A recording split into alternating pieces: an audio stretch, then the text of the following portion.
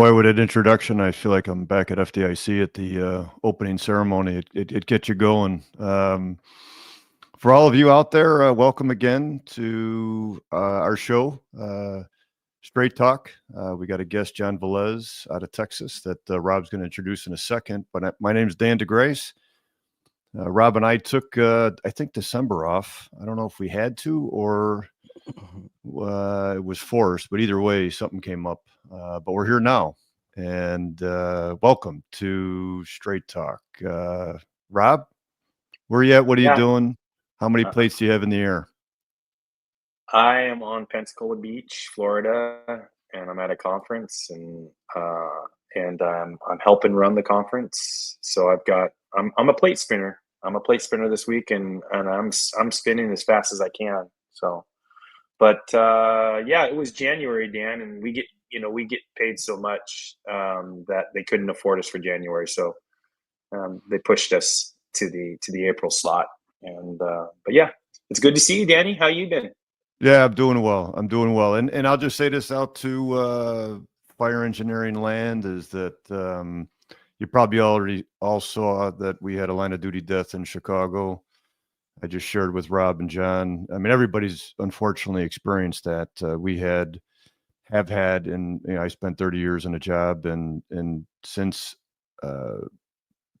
been on the job and then retired now, unfortunately, just about one a year. So it's been about 35. And the last one, friend of mine, Dave Meyer, captain, wrong place, wrong time, succumbed to his injuries the other day, and he just had the wake and funeral. So the good thing is the focus of today really is going to be with the help of John Velez, who also does a podcast, is really about training and being prepared for what we're going to see and experience, and being ready for it. And all I'll say from the unfortunate line of duty death of my buddy Dave is that, some people can Monday morning quarterback, but he was a carpenter. He was a skilled craftsman. He's a great firefighter and even a better person. And it was totally unexpected. And 1 foot either way, forward or back, he would still be here. But we never know what tomorrow is going to bring. So God rest his soul, and hopefully his family and all of you that have lost somebody. Sorry for all your losses, and hopefully today's show will bring us together as a community to talk about training. So, Rob, if you want to do the intros. Yeah. Well, our guest today is John Velez. He's a firefighter out of Longview, Texas, in East Texas. He's also a podcaster, and we're going to let him talk a little bit about his endeavors on podcasting. But he's a podcaster with Tailboard Misfits, and he and Preston Lyons from Relentless Rejects have recently, in the last year, I believe it has been gone on with Firefighter Nation, and that's been repackaged, and so they're getting some new faces in there, some young new faces, and I was talking to Preston last night, and I just found out that their show that they're doing now, they're calling it Revolutionaries. So, John, welcome to the show with us. Thank you, Dan, Rob. Appreciate you guys considering me and having me on the show. I'm pretty honored to be on here. Obviously, I've seen your guys' show a bunch, so I'm pretty excited to be here and just ready to talk some shop. Excellent. All right, I know Rob's got a couple of questions, but honestly, I got to ask you, Misfits and Rejects. Yeah. So I could, this is typically where I would tip my hat to Preston, because he does a really good job at explaining this. But like in the fire service now, we've kind of coined like into the job firemen, people that actually train and want to do well at the job, and they're not just there for the t-shirt and a paycheck. Kind of misfits, rejects, they're outcast, right? Like the guys that you picture in the bay training by themselves, and more or less, they are the misfits. They're kind of outliers, if you will. There's a lot more than just misfits and rejects. You do have the outliers and the vigilantes and all these names, right? And there's a reason for those. And it's really because we're just kind of pushing back against what has become the status quo of the fire service, which is really, showing up and running calls and going home. It takes a little bit more investment. And I think slowly but surely the wheels are turning, and the Misfits, the Rejects, all those things will slowly just be the fire service at that point. And I might have to think of a new name for the podcast. Thanks, John. Go ahead, Rob. I grabbed your thunder. I was just gonna say, I love how Dan comes in with the good punch right from the very beginning. I wasn't expecting that, but yeah. It's all right. Yeah. Well, it's just the older guy. If you could only imagine what's going on in his brain, Rob. All right. Hey, John, why don't you just kind of like, what was your upbringing and kind of like what drew you into the fire service? Kind of set the stage of, you being a younger firefighter. What did that look like growing up? Yeah. So I think you and I had talked about this on the phone. Like, I feel like I know I'm not the only one, but I'm a little weird in a sense of I'm the baby of my family. I'm 30 years old at this point, but I have sisters that are almost 45, and my brother's like 40. I think 40. I'm the only one left here. Yeah. I'm back. Oh. So I know John was. Oh. No, John's here. Go ahead, John. Hey. Okay. Go ahead, John. Sorry, buddy. No. So I say I'm the baby of my family, and it was kind of. My parents are old, and I'm sorry to say that, and I'm not calling you guys old, it's just my parents. Oh yeah, you did, brother. I know. If they're not over 60, you just no, they are over 60. They're actually kind of old to be my parents. My mom would tell you that I was a surprise, a miracle, but I tell her that I was a mistake all the time. So I have sisters and brothers that are well older than me, and so I was kind of raised by that older generation, but still grew up within my generation. So I kind of got to see both sides of the ball, right? Like when I grew up, it was very much like, you don't ask why, you just do as I say when I tell you to do it. And, that's the way that I was raised. And so I had those principles laid in me from the start, but also growing up, I could see, people my age starting to question things and ask why a lot more. Right. And so I feel like I've gotten a pretty good balance of both of those. That has definitely helped me, once I got into the fire service, because not to get too far ahead of ourselves, but one thing that I feel like us as a younger generation have a trouble with is realizing when the right time to ask why is. That we are pretty big on wanting to know why we're doing things, but we're not super socially cued in to know like when we should ask why. And I see that a lot from even guys that are younger than me. The fire ground obviously is not a place to ask why. That's a point and shoot type of situation where we got to do what we're told when we're told to do it. So that's kind of like the way I was raised, if you will. I really didn't have much close family in the fire service. I would say service is a big part of my family. Well, I kind of lied. My grandpa was a volunteer fireman for a while. And then I have cousins and uncles that were all in the fire service, but immediate family wise, like, no one really, not my brother, not sisters or mom, dad, nothing like that. But service was a big part of my family. My grandpa served in the Air Force his entire life, and then the other one was a volunteer fireman for a really long time. And I kind of ended up in the fire service by accident. I'm a baseball nut, and I thought growing up that I wanted to grow up and be a baseball coach and a teacher. And I went to one semester of real college and realized that wasn't for me. And so I joined an EMT class because I was like, maybe I'll be a nurse. And I had a buddy go into fire academy the next month and just went with him. And so that kind of like led me here. I started volunteering, kind of realized what the fire service was about. And then eventually, 10 years later, so, well, I guess 5 or 6 years later, I found myself with a career department. So you're 30 years old. My oldest son is 29. He just got in the fire service about 6 months ago. And it's interesting, the why question is, we were told, again, I'm 60, I'm end of the baby boomers. And we were told to be seen, not heard. And a couple things with that. So he was, like my other children, all millennials. And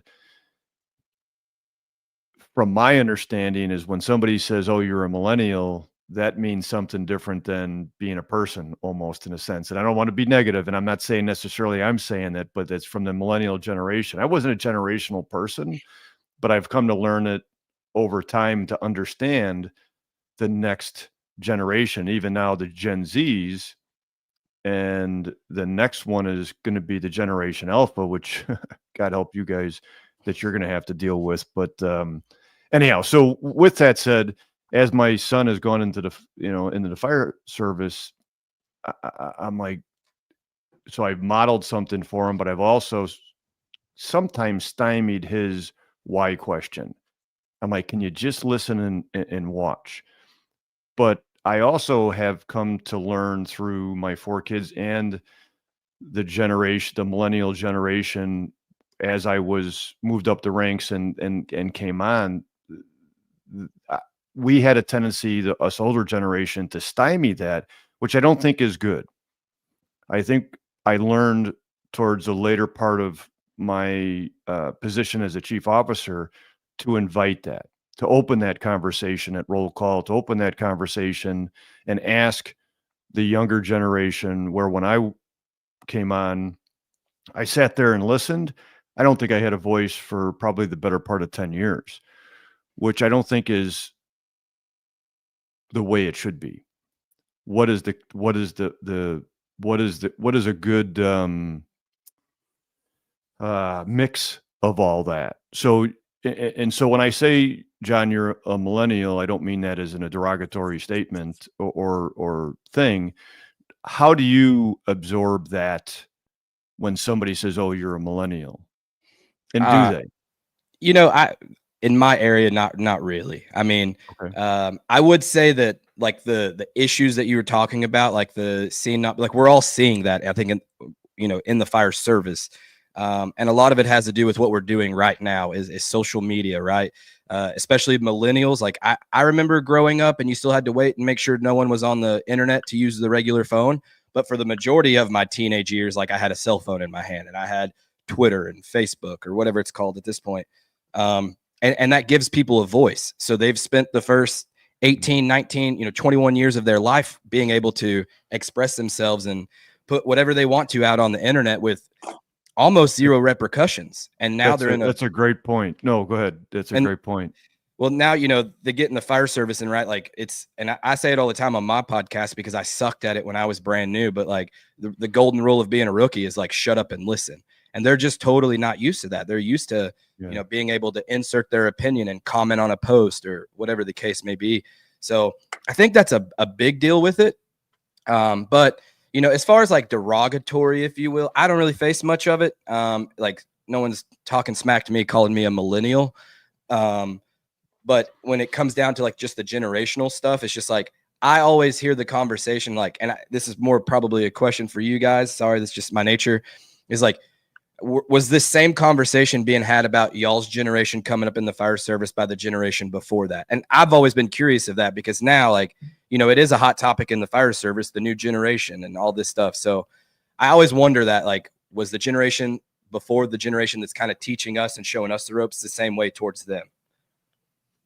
Without a doubt. Yeah, I would, and it was just different words. They didn't look at us. They didn't call us baby boomers or from that generation, but you can feel it. And the people like Rob and I, when we came on, those individuals came from the Korean War. Some of them that were still around from World War II, military vets, bricklayers, carpenters. We're getting a feedback, Rob. Sorry. Do a pause here for a second. Are you hearing that, John? Yeah. Okay. Still happening, Rob. He just messed with me because I kind of started off in the beginning.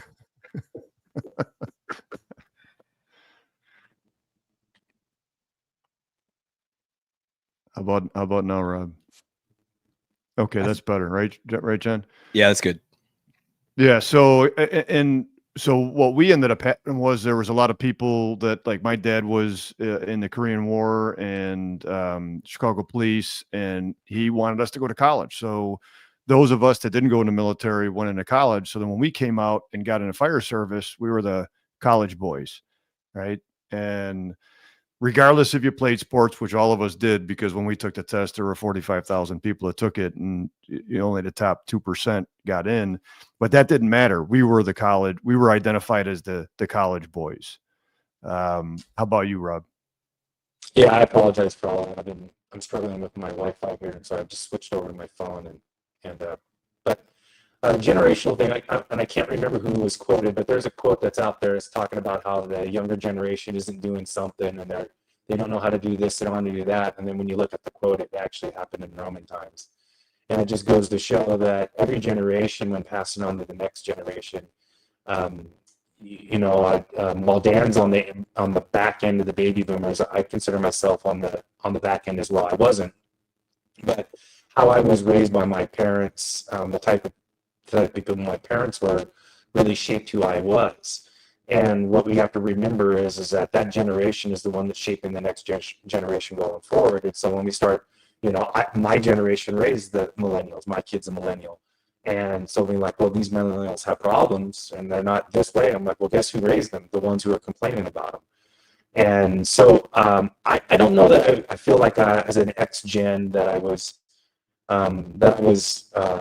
criticized by the baby boomers. Maybe my uncles gave me a bunch of crap growing up, but I didn't see it. But I do agree that I think a lot of times, especially from my generation and Dan's generation, is that there has been a lot of criticism on the millennials. And now, we have the Z generation. I'm in the X, but the Z generation, and everybody's a little bit different. And so it has been, we get into these generational issues, but the reality is they've been going on since mankind's been on this earth, and they will continue to go on. And then we need to figure out ways to be able to, what motivates the generation and what can we do to help them out?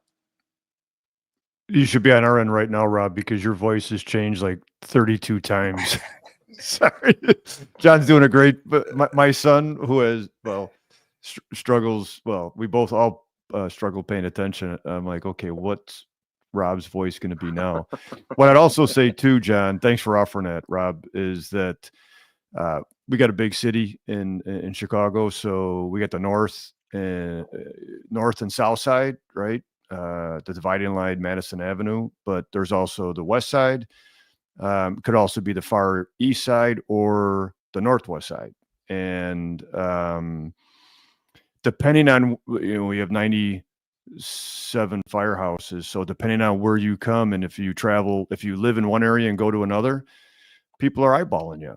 People are questioning it, wondering about your toughness, your grit, your ability. And anyhow, so it's judgment is everywhere, regardless of generational. It's where you lived, what you did, and how you grew up. So go ahead, Johnny. Yeah, I was sitting here thinking about this because the way that I've seen it, at least for me, and I work for, I would say, maybe a medium-sized department, but to some it would, like to Chicago, it's a very small department. 8 stations, roughly 170 guys on the line. And so we have hired a lot of new guys, and the majority of them have been younger.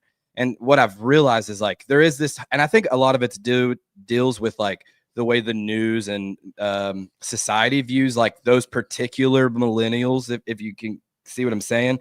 But I also believe that there are also a very few minority in the fire service. The millennials that you see posted everywhere on social media, on the news, like I really don't know if a lot of them are getting into the fire service. And I'm sure there are some, but at least in my experiences, like they're normal kids that want to come in and learn. They want to, they want to do good. But I think the main thing is just like they were raised completely different. And if you put it in just terms of like, when I grew up, like we mowed our own yard every single time it needed to be mowed, right? And nowadays everyone has someone else mow their yard. Like there's mowing services around every single corner. And so now these kids aren't having to do that. And it kind of comes back to the old, it's old at this point, but like, these kids don't know how to run a chainsaw. And to me, it's just like, well, they haven't grown up using a chainsaw, And so I think that they're just having to do a little bit more teaching and showing a little bit more patience to these guys. Because at the end of the day, for me, and I kind of talk about this a lot with the newer guys, is I think they have this misconception of the fire service, myself included when I first got in, And what it really boils down to is I don't think they purely understand like why we do what we do. I think the fire service, in a sense, in general, just kind of looking at it, has been watered down amongst the masses because, you know, they say that we're not going to as many fires. Well, if you work for a fire department that goes to 4 fires a year, you know, in total, or maybe just your shift, like you might not over time place that precedence on going to fires. And naturally, you know, that culture will fade away unless you say super disciplined. And so I really think that like a big focus for these new generation firemen is just really reinforcing like why we do what we do, right? Dan, your buddy that just unfortunately lost his life in the line of duty, like the majority of the fire service doesn't work for Chicago or FDNY or Houston or anything like that. Like, I don't think these guys are exposed to that. But I think that we who also don't work that can do a better job at explaining like what we do matters. It's serious. Like you can die. When you take an oath, it's not the ceremonial high five you hear about. Like it is an oath to hopefully not, but in the events that you need to lay down your life to save another citizen or your brother or sister in a fire. And I think that at the end of the day, like we have to do a better job at really reinforcing like why the fire service exists and why we're here and why we do what we do. Yeah, no, I definitely like that. And I just did a presentation on stress. And so, you know, I'm 60 years old. I remember getting my first car at 16. It was an old mail Jeep that the steering wheel was on the right-hand side. And a little tidbit is, you know, why is it on the right-hand side in Europe? And that's because when people were riding horses, they'd have their spears and weapons in the right-hand side. And so that just continued in Europe. And then we changed it, of course, United States, we change everything. But back when I grew up, there were, say, 200 million people in the world. I'm sorry, in the United States. Now there's 300 and whatever, 320, 350, 370, whatever the census will potentially show. But with that said, you get on the roads nowadays, right? And it's not only speed limit is faster, but there's so many more people and there's so many distractions. The point is that there's about 16 to 20,000 accidents a day. So I don't think that was the number back when I came on. So when we look at fires, sure, back in the, you know, we didn't burn as much in the 80s and the 90s as they did in the 60s and 70s in Chicago. And they used to talk about 3 a day. Now there's a couple times in my 30-year career where we had 3 a day. But there were more accidents, there was more EMS stuff.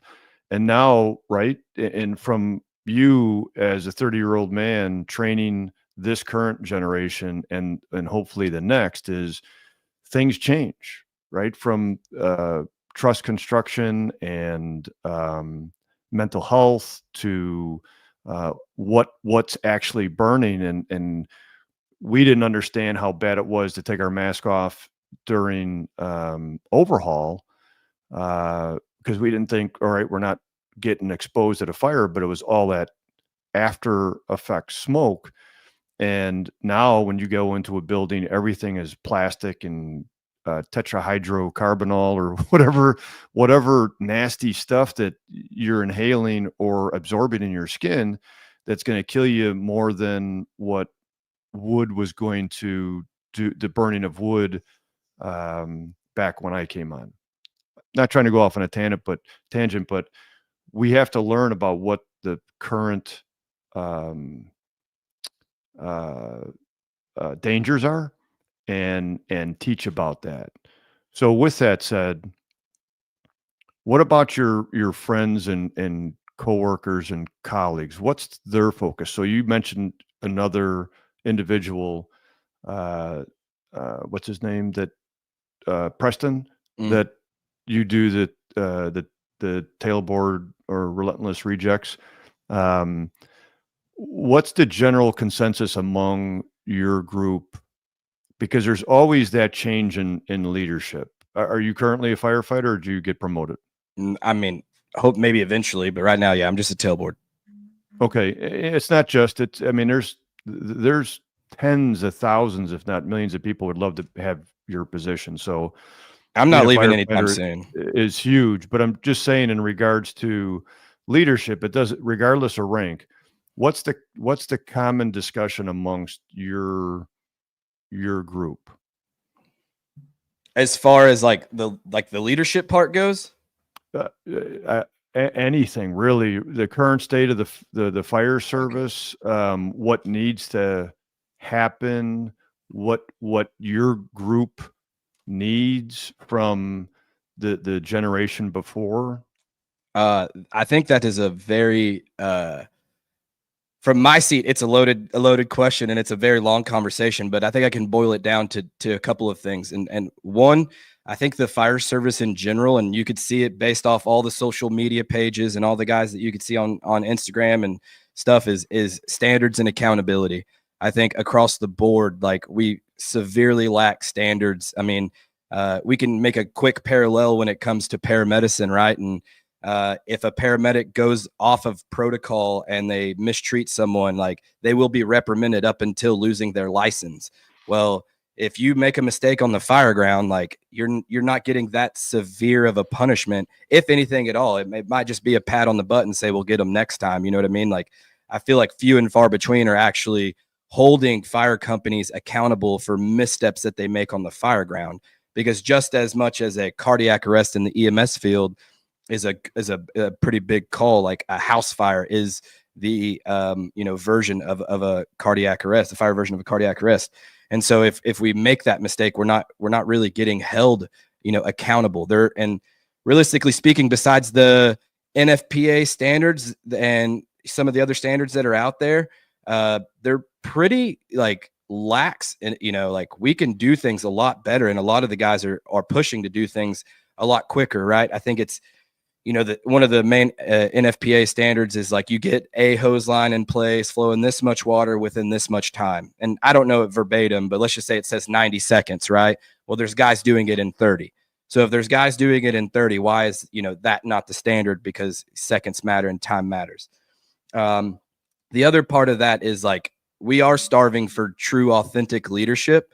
I think leadership is a really big push amongst the younger guys in the fire service, and that in itself is a large conversation. But when it comes to leadership, like, I don't think, I actually heard this yesterday, I don't think necessarily that the guys that are in administration, like, lose or forget about where they came from. But what I think it is they spend so much time over there, they don't know what we're doing now. And so naturally, if they stay closed off to what we're doing now on the line, they can't keep up with the demands of what we're doing. And so some of the goods, right, they stay in contact, right? They empower the guys on the ground and listen to the boots doing the actual work. But I think, unfortunately, you see a lot of more political stuff happening from the fire chief side of things than really the listening to the guys that can make a difference. Because a lot of times what I've seen, and like, you can hear it if you sit around the kitchen table, like, we know all of our problems and we know how to fix all of them. We just kind of need someone to do it for us. We don't have the power to do that. So really, like, standards, accountability, and then leadership in a whole. And I think as we're kind of talking about mental health, like, through guys like Next Rung with Blake Stennett and Charlie Brown from Next Rung, and there's a couple other guys out there pushing mental health for the reason. And it's becoming more and more evident that this needs to be a conversation being had. And I think the first step is really just awareness of it, and letting guys know that whatever they're going through, whether it be suffering from a call they went through on the job or marriage issues at the house, like, they don't have to walk through that alone. 'Cause I think in the fire service, it would be a bold statement, but I bet now that the majority of the fire service at some point has been directly affected by a firefighter taking their own life. I know I have. I know that several other guys have. So I think that, like, we just have to be better proponents of the mental health thing getting pushed, and really implementing some programs. And when I talk about standards accountability, it's not just on the fire ground. It's across the entire board there, from the fire ground to mental health. I mean, we really have to push those things through. Yeah, raise your hand if I'm not getting through to you guys, if I'm having Oh, problems. you're But, good. We okay. hear you a lot better. Good. So, I mean, going back to your point, John, about paramedicine, and it hits the nail on the head because that is so true.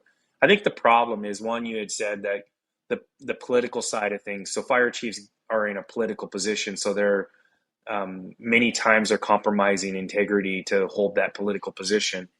Whereas when you're doing paramedicine, you're under the license of a doctor. That doctor is held to the same standards that all the paramedics are being held to, and our fire chiefs. And I know what'll happen if I say, fire chiefs need to know what's going on. To your point about they're disconnected.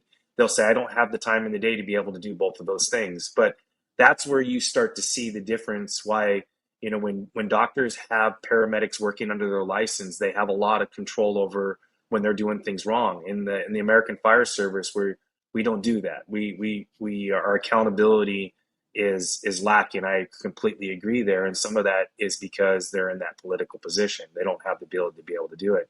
But I don't want to get onto that too much. But I want to stay with the mental health conversation. And we do have a mental health crisis going on in the American Fire Service, and I don't even know what the data is now when we're talking about number of firefighters that take their life every year. But all of us here can say that it is more than we are losing as a line of duty death. But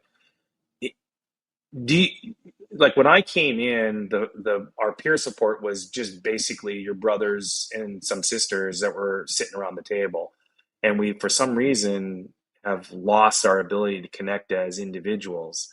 And so now we've created more peer support to help out and help us through some things. What was your experience coming in as a firefighter, a younger firefighter into the fire service? Did you have that? Did you have peer support when you first came in? And if not, do you have peer support now? And how's that look for you? So when I started, I was a volunteer for a while. And we, it was very much like you were saying, you confided in your friends, you guys kind of had that hot wash and it was checking in on each other. There wasn't anything official in place. As I got into the career side of things, even, I did some time in the private EMS and, I'm not held to them by any stance, but like they had a peer support program. It just, people like you kind of said, Rob, when it comes to integrity, like there were rumors going around, like one person would go talk to the said peer support person and then their business would get, pushed around to the entire company. So naturally no one wanted to go talk to them.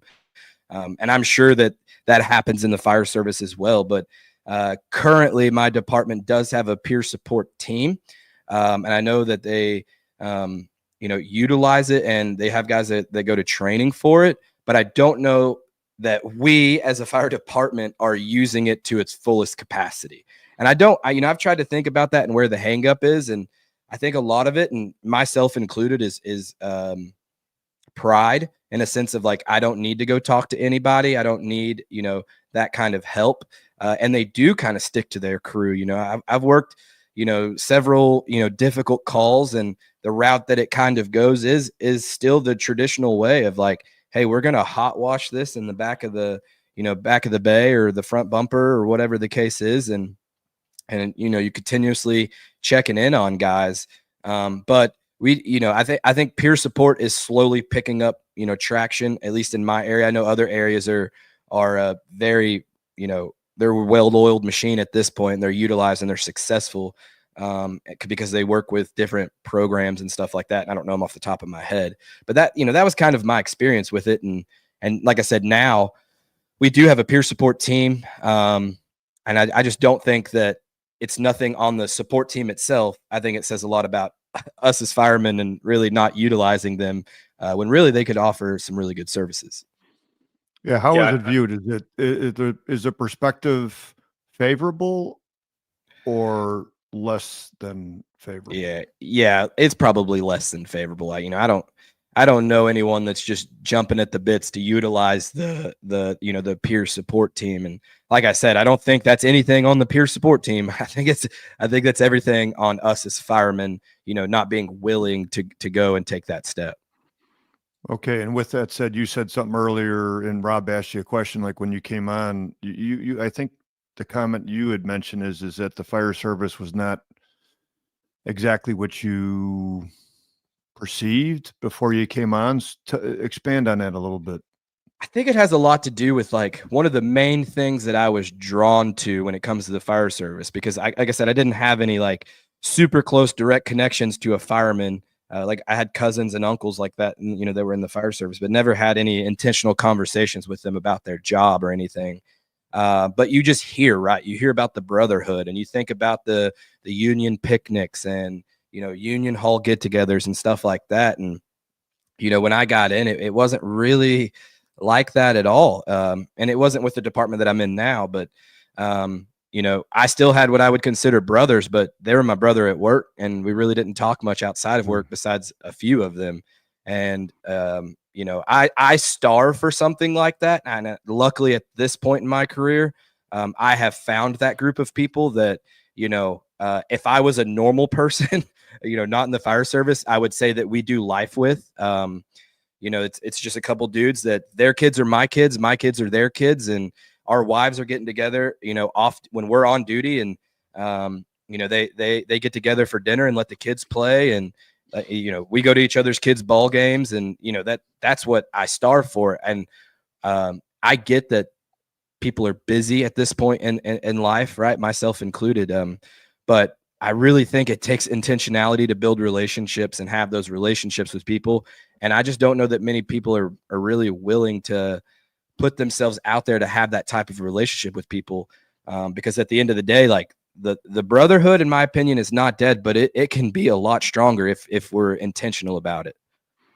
So thanks for what your answer. And you actually took one of the words I wrote down. So you mentioned pride. You also mentioned and being intentional, and then I wrote down intentionality, because I believe even from myself is that when I came on, I didn't have anybody that was in the fire service, and my son just got in the fire service, and I've talked to a lot of people that are currently in the fire service, and they talk about that brother and sisterhood, but are we being intentional to preserve and to offer that? Right? It can't just be a statement. It has to be, it can't be just heard. It's got to be seen. And it's got to be seen by the individuals that are currently within that, in the fire service, whether it be the 5-day cadet or the 45-year service member, regardless of their rank. And Rob, are you going to talk about that a little bit more? And I think there's a piece to it too, because you've been part of the Fools, the Fools International, which going back many, many years with FDIC, I think was created with the intention of bringing. So they had they had FDIC, but were we meshing with intentionality? Am I right with the formation of Fools International? Yeah, I mean, it started in 1995, and it did happen at FDIC in the basement of the Hampton Inn.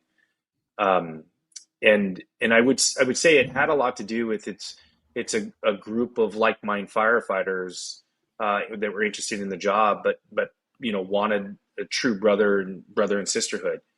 And what I would say to your point, this is where generational things, or the generational argument comes in, the intentionality. And there's that phrase that it takes a village to raise a child. And I think in the American Fire Service, we need to have a village to help raise the families of the fire service. And to your point, John, about the spouses getting together and sharing time with the kids. I mean, it has to be shared, and that's what we need to see more of. So there is a challenge with generations, because as millennial or maybe Z generations that are more in tune to devices and communicating by text, they've lost the connection piece, and they're struggling. They're just not as practiced with it as like an elderly guy like Danny and an old guy like me, where we did that a lot because we didn't have those devices. So I think it is. I think it is critical, and I think the Fools do a good part to try to make those connections.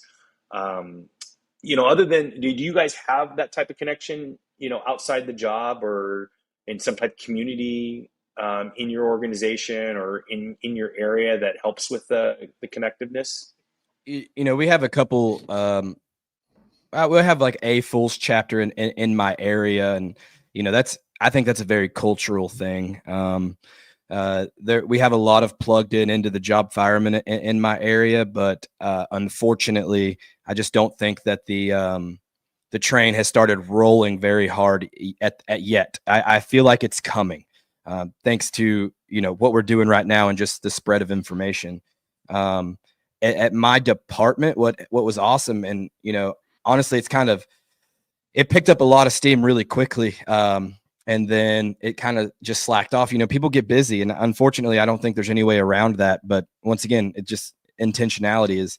A couple of the senior members got together, and they were thinking of this exact problem right here, right?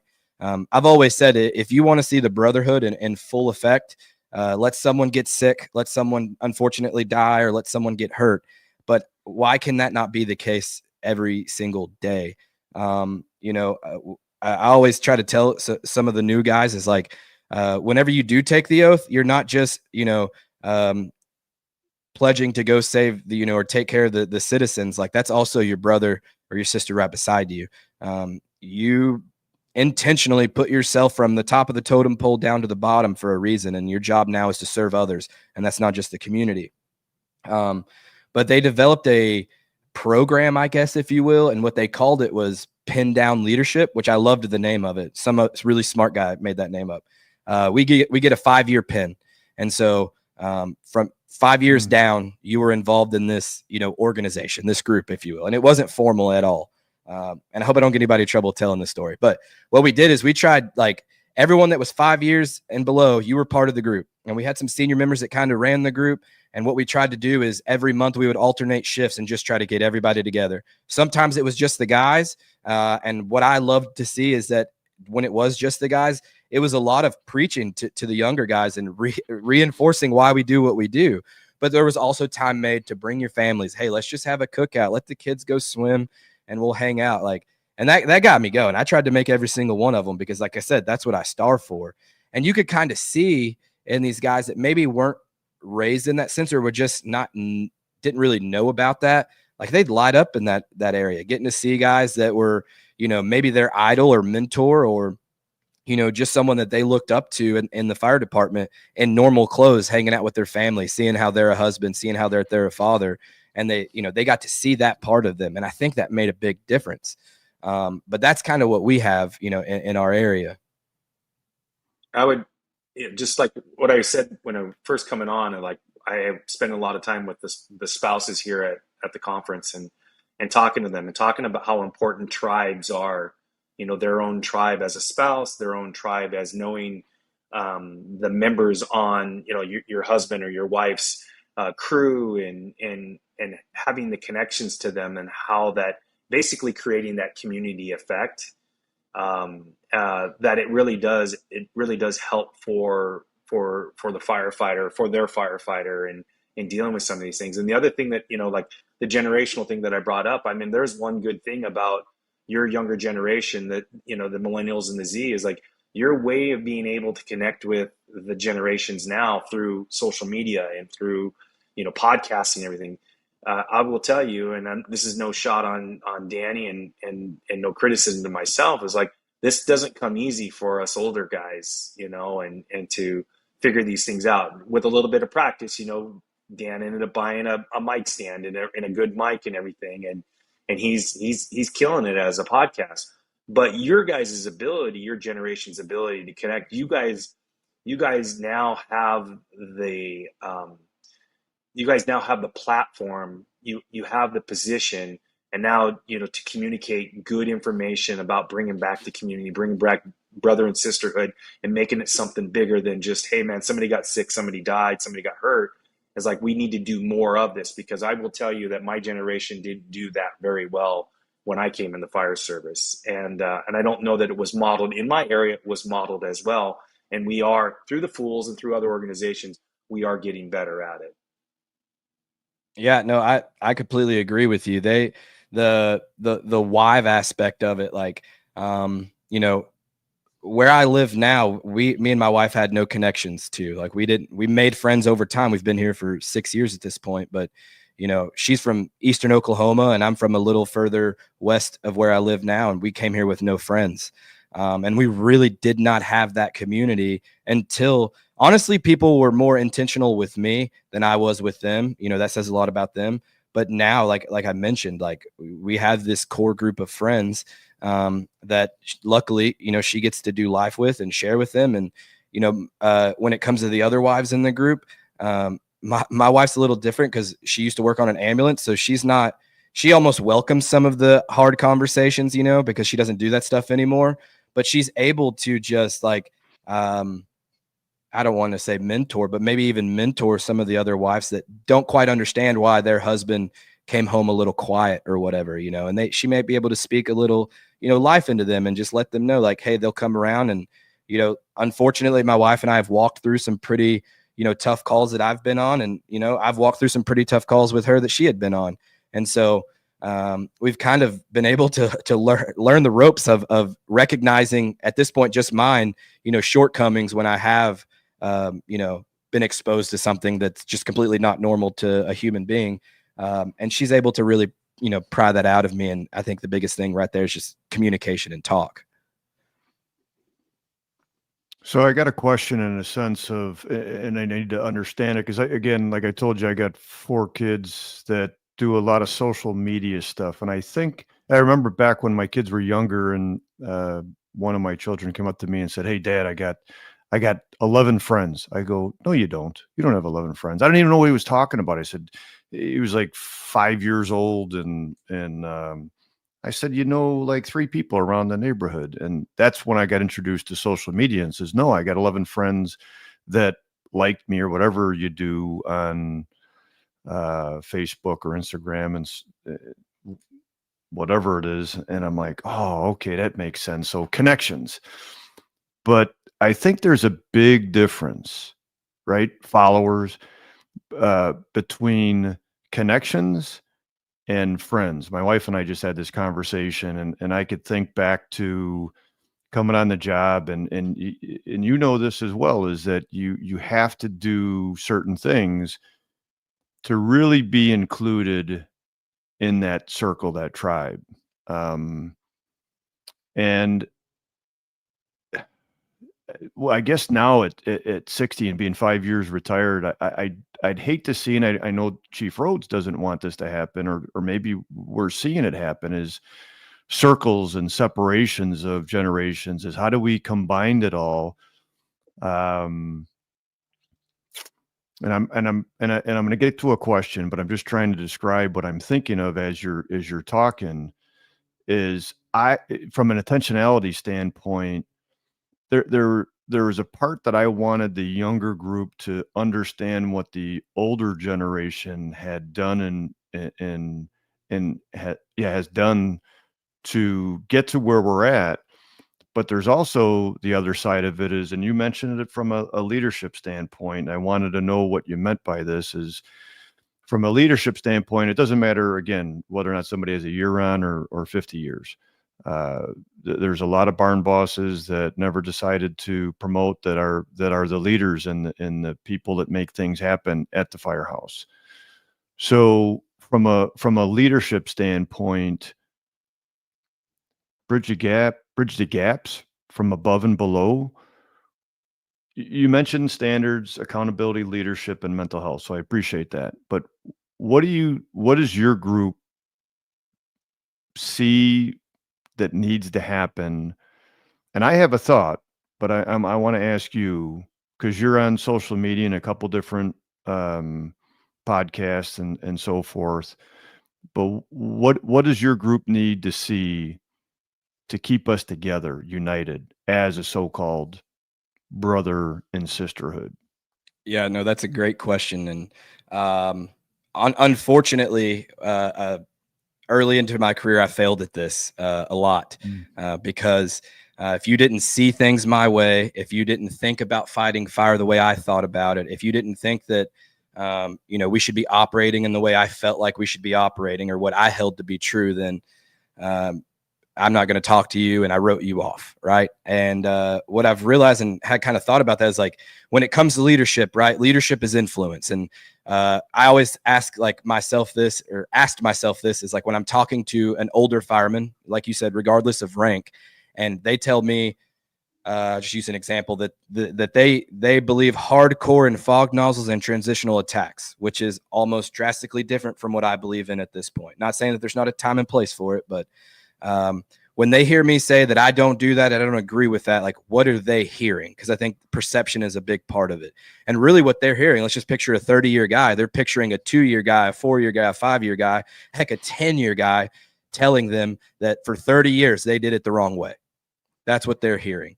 And so I think from a younger generational standpoint, like we have to understand that they're doing what they were taught to do. And regardless if we want to admit it or not, like it worked for them. They didn't grow up in the science and data world like we are at this point, right? We have data proving, that solid streams might be a little bit more superior inside of a compartment. We have, we have data about search through the firefighter rescue survey to emphasize search when, even as less than 10 years ago, search might have been a forethought, So I think first, as the younger firemen, we have to understand that when we're talking to the older generation of firemen, that we have to talk to them in a way that they don't perceive it, that we're questioning their experience or they're invalidating their experience. Because I'm telling you right now, that doesn't get you very far, and people aren't going to like you very much. And you're going to have to do a lot of bridge building at the end of the day. So what I've really tried to focus myself into is like, I think we can still learn a lot from those guys about the fires that they've been to without discrediting what they did on that fire. And for me, I think a lot of it is just trying to get those guys to tell stories and just listen to the stories. Like if you're educated within the fire service, or maybe you're not even educated, learn how to ask good questions.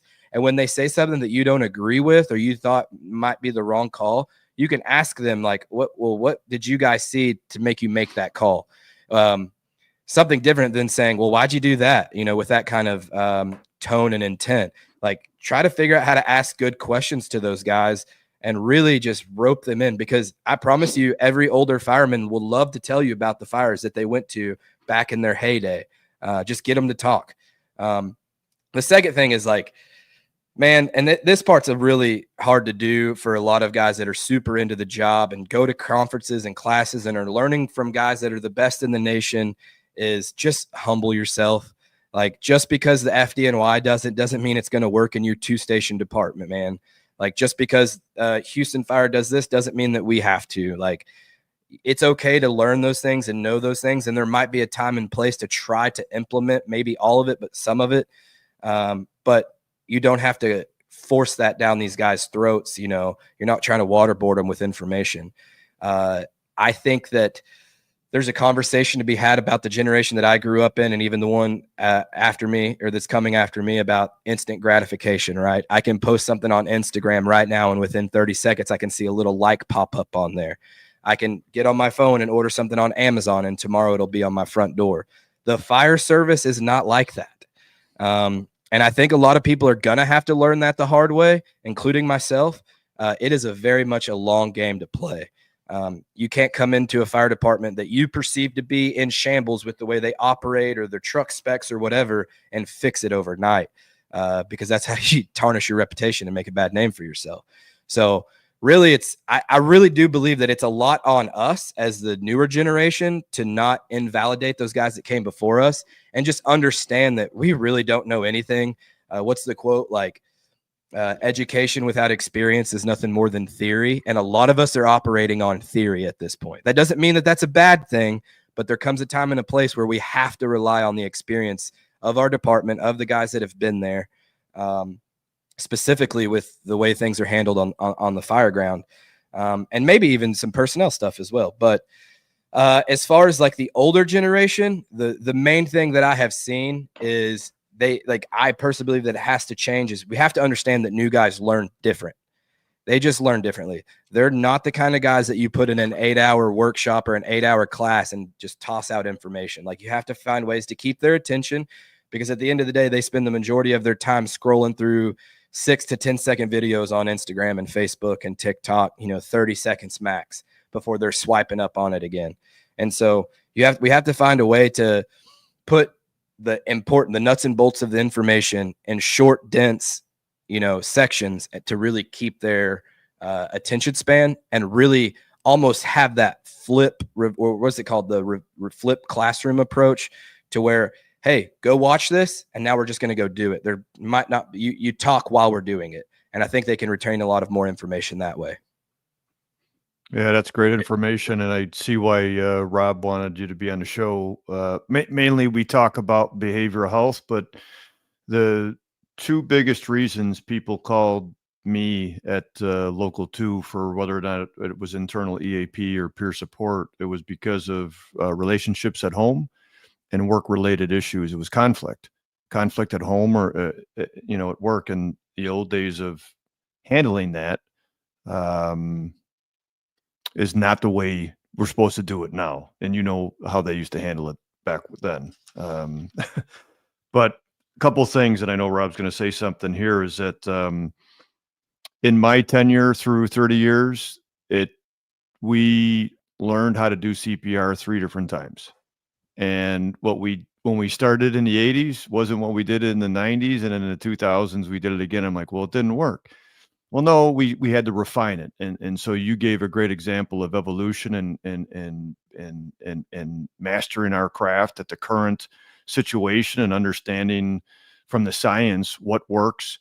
And everybody in every generation goes, let's go back to the basics. But the basics are the basics, but the variables continue to change. So are the basics the exact same, right? One of the things that I like hearing from you, and you're like an old timer in a young man's body. Again, I very seldom hear people talk about intentionality, and Rob knows this. I talk about this all the time. We talk about, from a behavioral health standpoint, about taking care of our own, but are we intentional about that? Not like, hey, when somebody calls us, but do you take the time to give somebody a call and say, hey, how are you doing? Or, hey, can I take you to go to lunch, or can I do this? Back when I came on, the brother and sisterhood, you earned your stripes. You know that from not from doing the dishes or not from mopping the floor, but you had to do that. Was seeing how, regardless of what you talked about, is how you performed at the fire ground. We always had that person that talked a big game, but if we were detailed and we're another company and we saw him outside, like, oh, that son of a gun, man, talked about being a tough firefighter, and they're the one outside, getting some air. But with that, what I would say is, I loved what you said about inviting the old timers, because we, from an institutional knowledge standpoint, but it also goes the other way.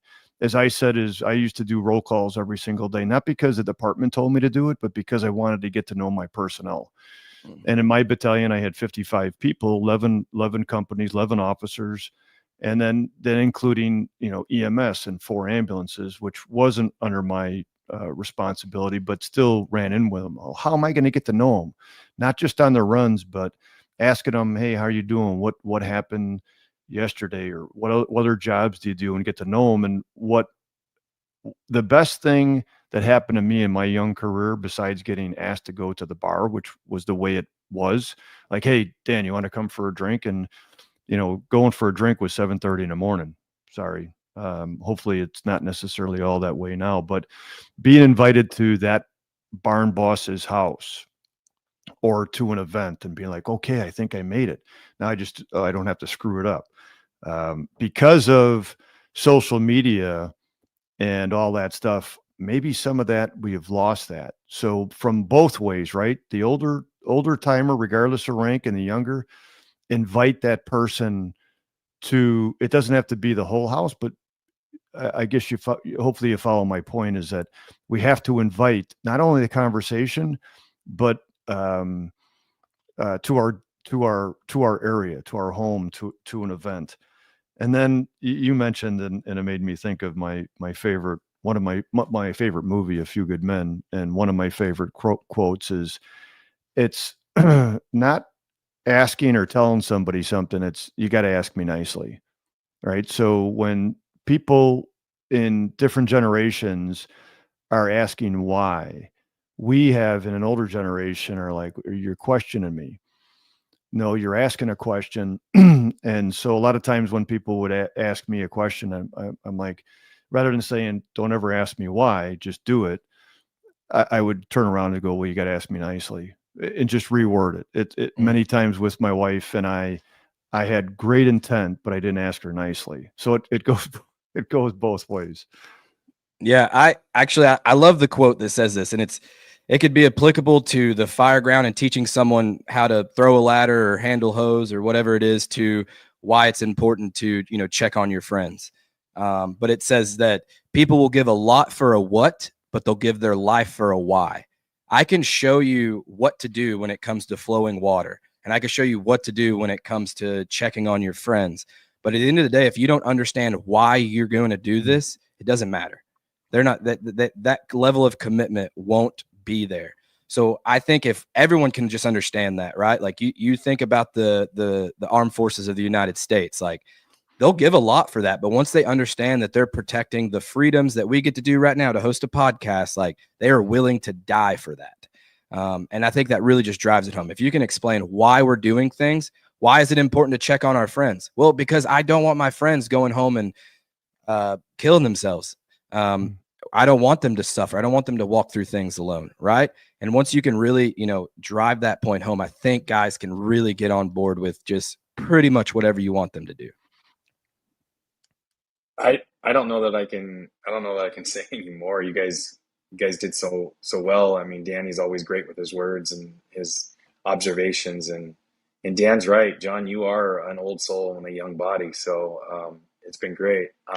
I will say, going back to the point of, how to connect with generations. And at break, I was with Ray McCormick and we were talking about change, and he was talking about diplomacy, and he goes, and you got to remember that when you have guys and gals that have been on the job for 20 years, 30 years, and some new person's coming in with some new technique, they are essentially saying what you've done for the last 20, 30 years is wrong. And it goes to all the points that you guys have just made about it's your approach and how you're going to do it. And I will say the way that you interact, having a conversation, having a relationship with these senior members of the organization, but being able to ask the why, to get more explanation. But for us senior individuals, I mean, I was raised in maybe more for Dan, but not me as much, is like, you didn't ask questions, you just did what we were being told. And even the military has changed from that. There's a lot of explanation, a lot of reasoning, and so it answers the why for the younger generation. But as this older generation, when the younger firefighter is asking, well, why do we use pre-connects over bulk beds or static beds? And being able to understand your why as a senior member, why do we do that? And being able to explain that and not be frustrated by having this conversation. I mean, there's a great opportunity to connect with an individual, but a lot of the times the senior members might not want that connection and might steer away from it. The last thing I would say is, 10 pounds of pressure 100% of the time.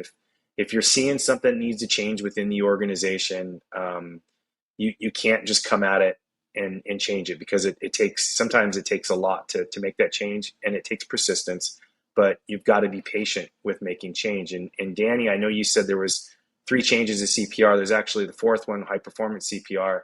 And, it's like, if we stand still and we don't understand why we're doing things and we don't really look at it, then we'll not improve as an organization or as a profession. So, I know we're wrapping it up. We're pressed up against that 1 hour slot. Before I turn it over to Danny, John, I appreciate you coming on, and I know we had some challenges getting this show on today, but I do appreciate everything, and I appreciate you, brother, and doing what you do on your platform, and I'm glad we had this conversation today. Yeah, thank you. Like I said, I'm super honored to be here. I had a really good time. This was a good conversation. And if you guys ever need anyone else, I'll be available. So, but thank you, both of you. Yeah, before I close it off, John, so where can people find you if they're looking for Tailboard Misfits or what else? What was the other word you used? Yeah. So the rejects. yeah, you got to change. Are you going to change that? Are you going to change? not anytime soon. No, I mean, Okay. there's still work to do there. So Sorry, I see the TBM. I'm waiting for Rob to get me a Straight Talk hat, but go on. So yeah, I'll plug Firefighter Nation first. So like Rob was saying at the beginning, Preston and I were doing Tailboard Misfits on Firefighter Nation, but we've kind of changed the name of it, and really it's just so we can both have some ownership there and schedules and mixing up everything. Like if Preston needs to run a show by himself, like no big deal there. So we wanted to kind of tip our hat to Chief Rhodes' FDIC speech last year, where he called out and said that we need to be revolutionaries and the fire service needs to be revolutionaries for the betterment. So that's what we do. The revolutionaries. I think the first episode of the revolutionaries will be the first Thursday of May. So coming up here pretty quick. And you can catch that, like I said, every first Thursday of the month we're streamed there. As far as I go, Tailboard Misfits, I'm on Instagram, Facebook, and YouTube. I don't do any TikTok stuff. But I release, some leadership stuff with one of my drivers. We try to do 2 episodes a month. It's called Lead Well Wednesdays, but it's all under the Tailboard Misfits platform. And then since the Revolutionaries is going to be taking off on Firefighter Nation, I expect myself to pick up some steam on the Tailboard Misfits side of things and interviewing people and talking about, whatever, fire service stuff, leadership stuff, culture, stuff like that. Outstanding. Thanks for what you do. And again, to Chief Rhodes and Stephanie White, right, from Firefighter Nation. Both of them are really putting out information and content. If in the future you have anybody else that we can interview from your generation in or abouts, let us know. It's not necessarily all about the old timers, but I know for me, I do 2 podcasts, Mental Health Monthly with Chris Muscle out of McKinney, Texas, and really just trying to as I tell everybody, land the plane. I'm getting to the end of my career status and want to be Rob Fisher and somewhere warm instead of Chicagoland area. But anyhow, really appreciated your time, your insight, your honestly wisdom. I come from a field of behavioral health way back. Growing up in an alcoholic family and then, going to school, getting a degree, working in peer support, behavioral health. It's a, brother and sisterhood, and they got the serenity prayer. And I tell people, they talk about strength and courage, but really it takes time to get the wisdom. And when Rob mentioned we were going to have you on the show, he spoke very highly of you, and I see the wisdom in you and what you're offering. So kudos to you. The last thing I'll say here before I sign off is that Rob, when you use senior and old, I get offended. So if we're going to work together, we gotta use experienced. I'm not trying to correct you on live stuff. Well, but if I felt offended, I know there's a lot of people out there like, wait, are they calling me a senior person or an old person? But to the reality of it is that I use that as a little levity and fun. And Rob would think there's something wrong with me if I didn't throw a little jab here and there. But experiences, when you said it, and so did John. I remember when I became a battalion chief, and I'm like, I know I don't know everything, and nor do I want to know everything, and I can't remember everything. So then how am I going to be a good leader? And I've learned that from having conversations with experienced in time and experienced in experience in firefighting and young individuals to find out what their experience is. And for example, be in downtown Chicago, 1,100 high rises, thousands of elevators, many entrapments, and so forth. And I had some knowledge about it, but I met a gentleman who was on a truck company who worked for an elevator company. I'm like, dude, let's go do a drill and help me understand what you know. And that gives me more reward when I can ask somebody else to help me along with it than anything that I could think that I can be. And it's less about, point is, for any leaders out there. And I think, John, you mentioned about talking about leadership, is I think you know this, is that when you look at a leader, that person doesn't have to know everything, because there's no possible way you can know everything in the fire service. Because again, how many times CPR has changed, and I've been out of it for 5 years. But you just have to know that person and then build them up to that. And Rob, you do that with Fools International. John, you're doing that obviously with Tailboard Misfits and Revolutionary, and then trying to bring us all together in this togetherness. And what, you got to ask yourself, well, what does brother and sisterhood mean? And then how are you showing that? And that's what I've gotten out of this show. So thanks, John. Thank you. Thank you again. Yeah. Rob, great seeing you. I know you got to get back to stuff. Everybody out there in fire engineering world, Humpday Hangout, Firefighter Nation, keep training. We'll see you next time.